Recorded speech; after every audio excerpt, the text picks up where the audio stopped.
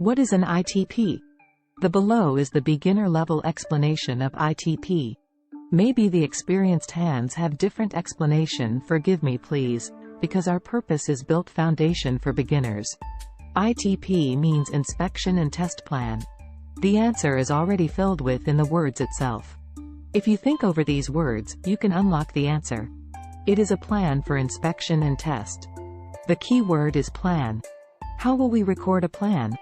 Of course, we record the plans in a document. What are the contents and sequence of that plan? An ITP fixes the inspection point. When inspection is required for a job is defining by the ITP. What the inspection documents required are also will mention in ITP.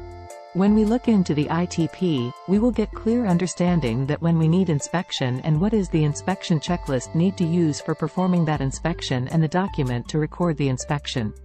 For example, in a construction site, the ITP of a medium voltage cable starts from its material receiving and end at mechanical completion and turnover. In brief, an inspection and test plan, ITP, is a document that outlines the necessary steps and procedures for inspecting and testing materials, components, or systems during a project.